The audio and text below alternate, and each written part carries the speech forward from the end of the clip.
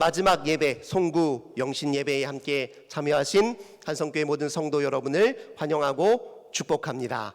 16세기 갈멜 수도사의 영적 지도사였던 아빌라의 테레사, 이 테레사 수녀님이 일평생에 걸쳐 하나님이 주신 은혜를 깨달아 이렇게 고백을 했습니다. 사랑하는 성도 여러분, 하나님께서 지금 이 순간 겸손하게 사랑스럽게 당신을 바라보고 계심을 알아차리십시오. 그가 그분 일생에 걸쳐 깨달은 고백과 그리고 우리 하나님에 대한 신앙을 담아 우리들에게 권면해 준 이 말씀을 문자 그대로 믿으시기를 주님의 이름으로 권면을 드립니다. 주님의 사랑의 시선 한순간도, 우리를 향해 있는 그 사랑의 시선 한순간도 거두신 적이 없으십니다. 주님은 이제까지 우리를 사랑하셨고 지금도 여전히 우리를 사랑하시고 앞으로도 영원히 우리를 사랑하실 것입니다. 이 자명하고 명징한 사실을 믿으시기를 주님의 이름으로 간절히 기원합니다. 우리를 사랑하셔서 2023년 이 시간을 마무리하는 이때에 우리 하나님께서 우리에게 이런 말씀을 들려주시리라 저는 그렇게 믿습니다. 수고했다, 애썼어, 힘들었을 텐데 포기하지 않고 잘 견뎌줘서 정말 고맙구나. 우리 주님께서 이렇게 우리 모두에게 말씀해 주시는 그 음성을 들으시고 위로를 받으시고 새 희망을 가슴에 품으시기를 주님의 이름으로 간절히 기원합니다. 우리도 서로 그렇게 인사해야 되겠죠? 옆 사람 바라보시면서 수고 많으셨습니다, 정말 대견하십니다, 이렇게 진심으로 서로 인사합시다.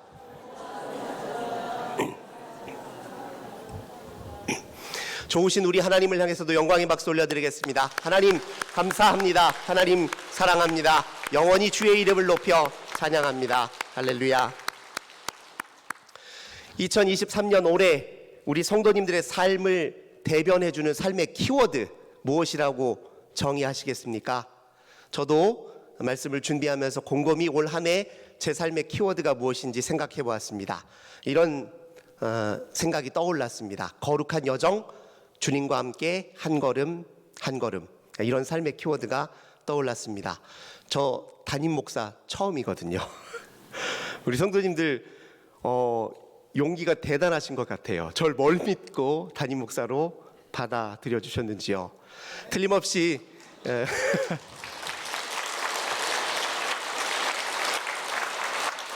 주님 신뢰하는 마음으로요, 우리 한성교회 주인 되시는 분이 우리 하나님이시잖아요.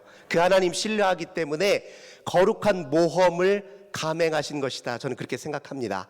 저도 감히 주님이 주인 되어주시는 이 교회의 영적 지도자로 그 첫걸음을 내딛었습니다. 이제까지 사실 사역은 제가 늘 해오던 사역을 다시 하는 것이거든요. 근데 똑같은 사역이지만 왜 그렇게 모든 게 다 새롭게 느껴졌는지 모릅니다. 제가 내내 올 한 해 보내면서 늘 마음속으로 되뇌이는 기도가 있었어요. 하나님, 저 아무것도 모릅니다. 다시 새로 시작하는 마음으로 하겠습니다. 처음부터 다시 준비하겠습니다. 하나님 도와주세요. 주님 도와주세요. 이 기도가 절로 나오더라고요. 근데 돌이켜 1년을 보니까 하나님 앞에 그렇게 기도했더니 하나님이 그동안 제 인생의 여정에서 많은 것 교훈하셨고 가르쳐 주시고 깨우쳐 주셨거든요. 훈련하게 하신 것들이 있어요. 그것 하나님 다 버리지 않고 간직하고 계셨다가 제 목회의 여정에서 하나하나 꺼내 놓으시면서 저를 도와주신 여정이라 저 그렇게 고백을 하고 있습니다. 우리 성도님들의 인생의 여정도 우리 하나님이 그렇게 도우신 줄 믿습니다. 앞으로도 그렇게 도와주실 줄 믿습니다. 우리 성도님들의 삶의 핵심 키워드는 무엇인지요? 2023년 되돌아보니 내 삶을 한마디로 뭐라고 정의하시겠습니까? 한 사람이 자기 생애를 되돌아보려면, 잘 마무리 짓고 또 잘 가늠하려면 반드시 지나온 세월에 대한 기억을 의미 있게 재구성할 필요가 있습니다. 우리 삶에 대한 기억이요, 편중되어 있을 때가 굉장히 많아요. 우리 삶의 여러 일들 중에서 우리가 성공하고 실패한 것들, 또는 우리가 기대했던 것을 이루고 또 좌절됐던 것, 또 내 인생에 행복한 것, 불행했던 일, 좋은 일, 나쁜 일, 이렇게 몇 가지 주요한 나한테 의미 있다 여겨지는 사건들로만 우리가 우리 인생을 이렇게 구성하며 살고 있을지 모르겠습니다. 그런데 우리가 인생을 진정으로 의미 있게 재구성하려면 관점을 좀 달리할 필요가 있습니다. 우리가 우리 인생에서 하나님 앞에, 주님 앞에 어떠한 사람으로 살았는지, 주님은 우리 인생 속에 당신이 어떤 분이신지를 계시해 보여주셨는지를 중심으로 우리 인생의 지나온 세월에 대한 기억을 재구성할 필요가 있습니다. 하나님 앞에 나름 최선을 다하고 정직하게 땀 흘려 일해 오셨다면 여러분 인생 성공한 인생인 줄 믿으시기 바랍니다. 때로 힘든 일이 있었고 또 불행한 일도 있었고 때로 낙담하는 일도 있었지만 그럼에도 불구하고 믿음 잃지 않고 어떻게든 그 믿음 부여잡고 하나님 앞에 희망으로 다시 일어서려고 애쓰고 고군분투하셨다면 여러분 인생 값진 인생이라 그렇게 믿으시기를 주님의 이름으로 간절히 기원합니다. 2023년 이렇게 한 해를 잘 마무리 지으면서 또 우리 관심을 전향해서요 2024년 우리가 어떻게 잘 대비해야 될까요? 어떻게 2024년을 어떤 한 해로 맞이하고 싶으신지요? 한번 예측해 보십시오. 2024년 우리 삶의 키워드는 무엇이 될 것 같으십니까? 어떤 삶의 주요 관심사가 2024년에 내 삶을 주도할 것 같으신가요? 뭐 이런 분들 있을 수 있어요. 내년에는 제가 이사가 계획되어 있습니다. 이직을 해야 될지도 모르겠네요. 우리 자녀들 중요한 시험을 앞두고 있습니다. 이런저런 삶의 주요 관심사들이 있을 것입니다. 그러나 무엇보다도 2024년을 우리가 잘 맞이하고 대비하려면 그 어떤 관심보다도 하나님께서 2024년도에도 우리 심령 가운데 임하시고 우리 삶을 다스려 주시기를 그렇게 기다리시길 주님의 이름으로 간절히 기원합니다. 주님을 기다리고 주님 오심을 간절히 소망하며 2024년을 시작해야 그 한 해가 또 우리 앞에 아름다운 결실로 이루어질 줄 믿습니다. 2024년 맞이하면서 주님 오실 길을 잘 준비하고 예비해야 하려면 어떻게 해야 될까요? 우리 세례 요한의 이야기를 좀 드려보려고 합니다. 세례 요한 당시에 많은 백성들이 황제에게서도 희망을 찾을 수 없었어요. 아무리 강대한 대제국이었지만 그의 통치가 사람들에게 진정한 만족과 행복을 주는 건 아니었습니다. 유대의 여러 왕들에게서도 희망을 보기 어려웠습니다. 그렇다고 대제사장에게서 희망을 보았습니까? 그렇지 못했잖아요. 그렇게 어디에서 희망을 찾아야 할지 모르는 그들 앞에 세례 요한이 예수 그리스도의 길을 증언하고 또 예비할 것을 이야기해 주었습니다. 그분이 오시면 골짜기가 메워질 것입니다. 여러분들 앞에 있는 크고 작은 산들, 인생을 딱하니 가로막고 있는 그 모든 산들이 다 낮아지게 될 것입니다. 좁은 길, 구비구비한 길, 걷기 힘들었던 그 길들이 곧아질 것이고 평탄해질 것입니다. 여러분 곧 구원의 그 놀라운 역사와 은혜를 여러분 목도하고 경험하게 될 것입니다. 여러분의 인생의 유일한 희망이 거기에 있습니다. 그분 오심을 준비하십시오. 세례 요한이 그렇게 선포했습니다. 어떻게 준비해야 됩니까?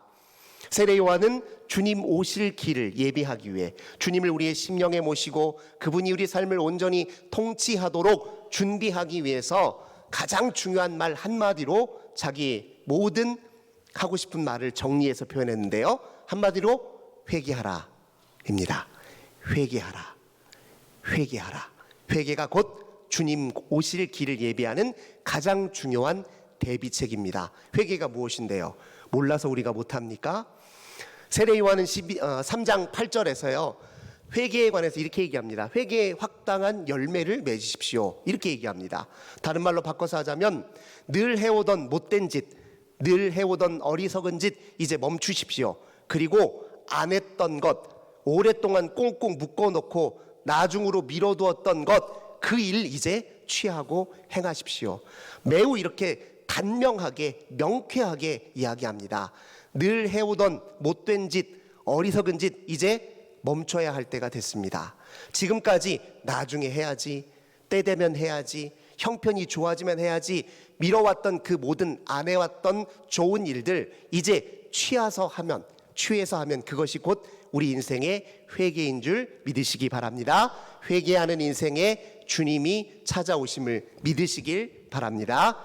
오늘 제가 이 주보를 준비하면서요, 예배 순서 옆에다가 우리 성도님들 한번 생각해 보면서 기재해 주실 것들 빈칸으로 남겨둔 것이 있죠. 2024년 우리 인생에서 놓아버려야 할 것들, 그리고 내려놓아야 할 것들이 무엇인지 한번 3가지 정도 생각해 보시기 바랍니다.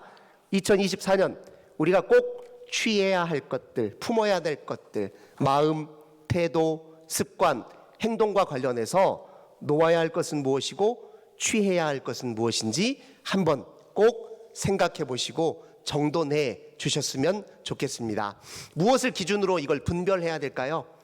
우리의 마음의 습관, 태도, 성향, 행동, 이 모든 것들이 우리를 하나님께로 더 가까이 가져다 놓는지, 데려다 놓는지, 아니면 하나님으로부터 멀리 떼어 놓는지를 기준으로 이걸 분별하면 틀림이 없습니다.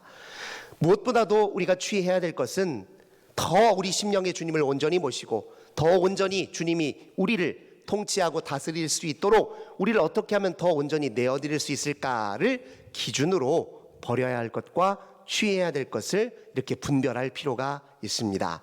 특별히 누가복음 2장 22절 이하에 보면요, 요셉과 마리아가 아기 예수를 데리고 정결 예식을 위해서 예루살렘 성전에 방문하는 이야기가 나오는데요, 그때 그 아기 예수를 구주로 알아보고 영접한 사람 2 인물이 등장합니다. 한 사람은 시므온이라는 사람이었어요. 또 한 사람은 안나라는 여인이었습니다. 2장 25절에 보면 시므온에 관해서 뭐라고 표현하냐면, 그는 의로운 사람이요 경건한 사람이다, 그리고 이스라엘의 위로를 기다리는 사람이다, 이렇게 그에 대해서 정의를 내렸습니다. 2024년 우리가 주님을 온전히 모시고 주님의 은혜와 사랑의 통치 가운데 머물러 살려면 무엇보다도 우리가 시므온이 품었던 이 아름다운 영적 자세와 태도를 견지할 필요가 있습니다.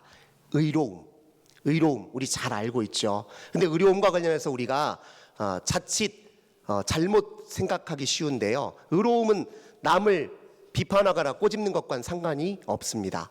남의 잘못된 것을 정확하게 분별해가지고 이거 잘못이야라고 얘기하는 건 의로움과 상관이 없습니다. 성경에서 말하는 의로움은 타인의 고통에 민감하게 반응하는 것을 의미합니다. 이게 저에게 아픔이 될 만한 것이다 라는 사실을 잘 캐치해서 세심하게 잘 배려해서 대응하는 것을 성경에서는 의로움이라고 이야기합니다. 사랑하는 성도 여러분, 우리 2024년도에는요 우리의 시선을 좀, 날카로운 시선을 좀 내려 놓읍시다.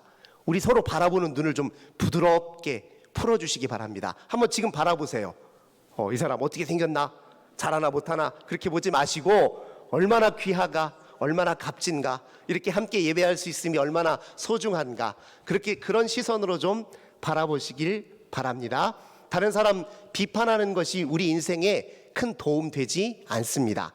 꼭 비판하거나 꼬집어 줄 일이 있으면요, 한 가지를 꼭 기억하세요.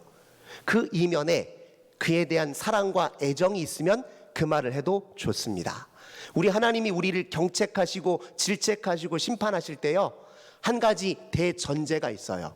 사랑하니까 질책도 하십니다. 사랑하니까 깨닫게 하시려고 때로 심판도 하시고, 사랑하니까 때로 어둠을 그냥 허용해 우리가 괴로움을 겪게도 내버려 두십니다. 사랑이 없다면 그렇게 하지도 않으셨어요. 근데 우리가 다른 사람의 잘못을 꼬집을 때요, 그 이면에 사랑이 없으면 그 당장 내려놓아야 됩니다. 그에 대한 애정이 없으면 말을 꺼내지도 마시기 바랍니다. 그 결코 내 영혼에도 유익하지 않습니다. 대신에 어떻게 하면 그를 좀 더 용기를 북돋아주고 세워줄 수 있을까? 어떻게 하면 더 그 인생이 값지게 살 수 있도록 그를 격려하고 지지할 수 있을까? 그렇게 꼭 마음으로 가슴에 품으시고 그렇게 행동하시기를 주님의 이름으로 간절히 기원합니다. 2번째, 우리 시몬이 품었던 태도는 경건함입니다. 경건함은 무엇을 뜻하냐면, 남들 앞에 흠없이 보이는 것, 흐트러지지 않는 모습을 보이는 것과는 아무 상관이 없습니다. 성경이 말하는 경건함은 범사의 주님을 인정하는 일이에요. 모든 일에 주님을 인정하는 것이 성경이 말하는 경건함의 핵심입니다. 힘든 일, 괴로운 일에도 주님이 그 중심에, 한 복판에 함께 계신다는 사실을 인정하는 게 중요합니다. 혹여 다른 사람이 나를 가슴을 찢는 호되고 아픈 소리를 내어놓더라도 그 사람에게 어떻게 보복할까 생각하지 아니하고, 주님 도대체 그 말을 듣게 하신 이유가 무엇입니까? 제가 어떻게 반응하는 것이 주 앞에 더 성숙한 반응이고 제 영혼과 심령에 더 이롭겠습니까? 제가 주님을 인정하니, 제가 짓는 이 괴로움 속에 하나님의 선한 통치가 있음을 인정하니 깨닫게 해주십시오. 이것이 바로 경건함의 태도입니다. 시므온은 이 의로움과 경건함의 태도 때문에 아기 예수를 구주로 영접할 수 있었습니다. 그는 또 이스라엘의 위로를 기다리는 자라 그렇게 표현했습니다. 사랑하는 성도 여러분, 우리 인생의 가장 중요한 은혜 중에 은혜는 위로입니다. 우리 위로가 필요합니다. 저마다 위로가 필요해요. 말은 안 해서 그렇지요, 각자 다 힘들어요. 얼마나 힘들고 고된 인생 힘겹게 싸우시면서 하루하루 버티고 계십니까? 우리 인생의 가장 큰 은혜는 위로입니다. 위로하는 삶, 위로하는 사람, 위로하는 말을 건네는 사람, 그에게 구주 예수 그리스도께서 함께 계시는 줄 믿으시기 바랍니다. 내년에 한번 위로자로 한번 다시 한번 우리 인생을 정의 내리면 좋을 것 같습니다. 힘겨워하는 사람, 아파하는 사람, 또 지친 사람들, 내가 어떻게 힘이 되어줄 수 있을까? 내가 할 수 있는 한 내가 할 수 있는 것을 하면 돼요. 남들과 비교할 필요 없습니다. 저 사람 저렇게 대단한데, 아니요, 나는 내 몫의 내 일을 감당하면 됩니다. 그런데 그냥 형편 좋아지면 하지, 내 생활에 여유 있으면 하지, 나도 지금 힘든데 이 일 조금 물러나면 하지, 그렇게 생각하지 마시고요. 한번 먼저 내가 할 수 있는 한 최선을 다해서 위로자의 삶을 한번 시작해 봅시다.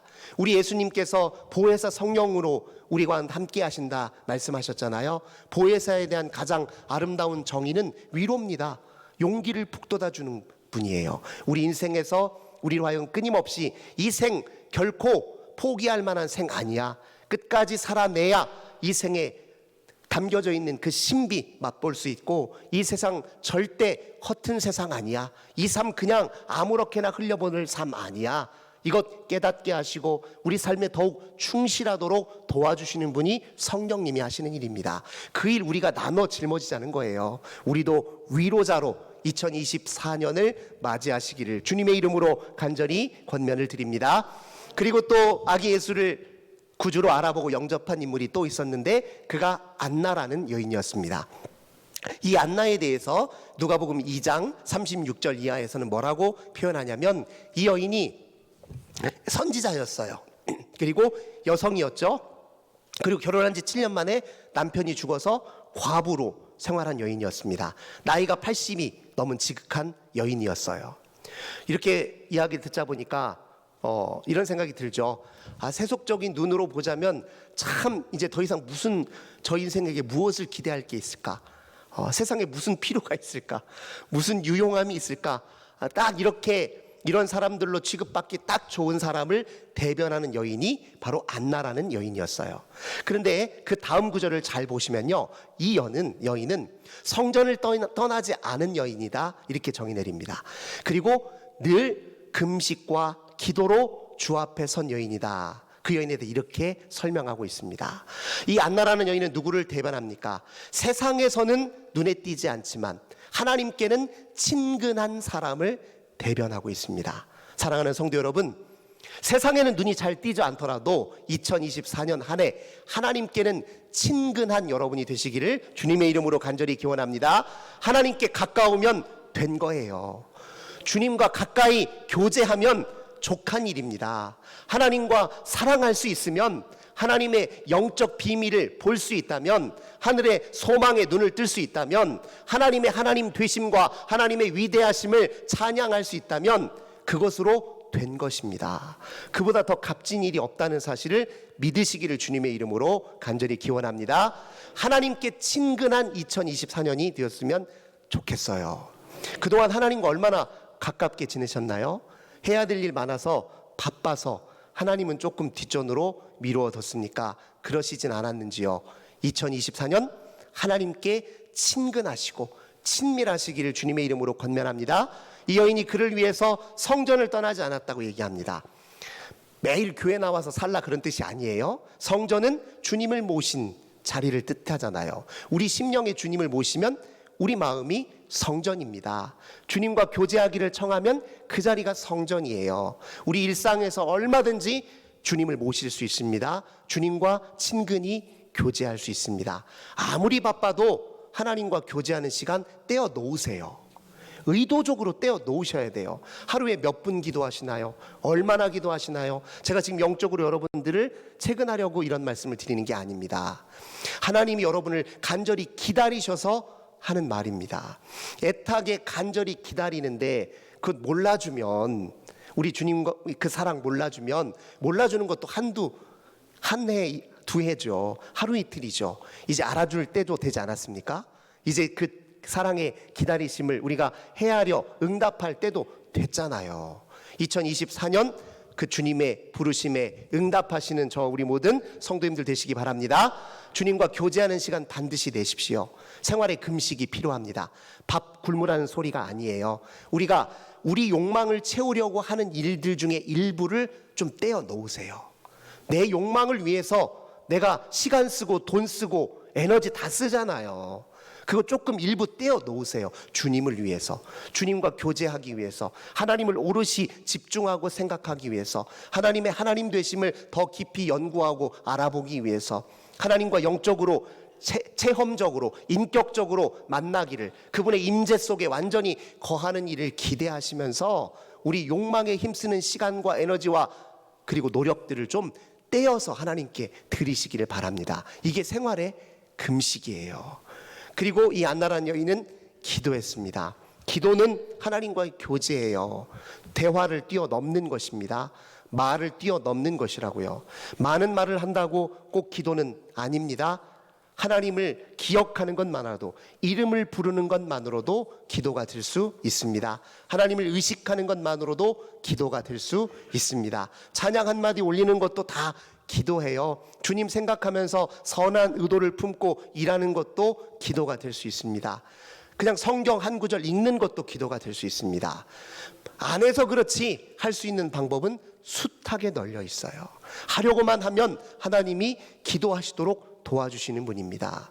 기도에 한번 그 맛을 체험하는 2024년 되시기를 주님의 이름으로 권면을 드립니다. 그것이 주님 오실 길을 예비하는 것이고, 그것이 주님과 함께 인생을 복되게 사는 가장 중요한 비결이라는 사실 이미 우리 잘 알고 있지만 2024년에는 그게 내 삶이 되도록 구체적으로 시작하시고 첫걸음을 떼시기를 주님의 이름으로 간절히 기원합니다. 기도하겠습니다. 좋으신 주님 감사드립니다. 2024년 복된 새해를 맞이하기 위해서 우리 무엇을 준비해야 되는지, 어떤 마음과 태도를 품어야 되는지 말씀을 통해 다시 한번 점검해 보았습니다. 의로움과 경건함을 회복하게 하소서, 위로자가 되게 하소서, 주의 성전에 늘 주와 교제하는 일에 힘쓰게 하소서, 욕망을 위해 힘쓰던 삶을 금식하고 절제하여 주께 시간과 에너지와 삶을 드리게 하옵소서. 우리 주님과의 교제를 기뻐하는 저희들 되도록 은혜 베풀어 주옵소서. 주 예수님의 이름으로 간절히 기도드립니다. 아멘. 이 시간에는